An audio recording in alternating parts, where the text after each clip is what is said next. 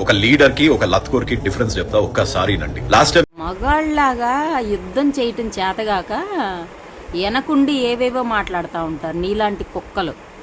అర్థమైందా? జగన్మోహన్ రెడ్డి గారు ఒక దమ్మున్న నాయకులు కాబట్టే సింగిల్గా పోటీ చేశారు. ఇప్పటికీ ప్రజల కోసం ఆయన ఎన్నో త్యాగాలు చేస్తూ తిరుగుతున్నారు. ఇప్పటికీ ఆయన ప్రశ్నించకపోతే ఏ ఒక్క పథకం కూడా వచ్చేది కాదు. అట్లాంటి మా జగన్మోహన్ రెడ్డి గారిని పట్టుకొని నీ ఇష్టం వచ్చినట్లు వాగుతావురా యువ సామ్రాట్గా. ఏమనుకుంటున్నావురా నువ్వు అసలు? నీ గురించి ఆలోచించాలంటే మాకు అధికారమే అవసరం లేదు. అర్థమైందా? ఆడవాళ్ళు చాలు.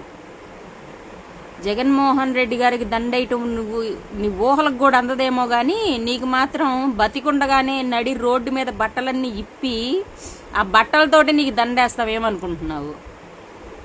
సార్ గురించి ఇంకోసారి మాట్లాడేటప్పుడు ఒళ్ళు దగ్గర పెట్టుకొని మాట్లాడండి. ఏంట్రా మీకు అసలు? మీకు ధైర్యం లేదా? దమ్ము లేదా?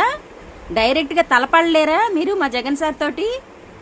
కుక్కల్లాగా తోక ముడుచుకొని పక్కన కూర్చోండి.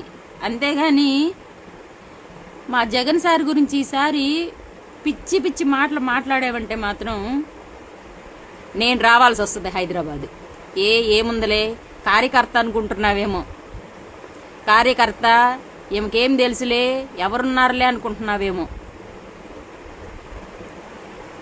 సెకండ్ షేడ్ చూడమాకమ్మా, సరేనా?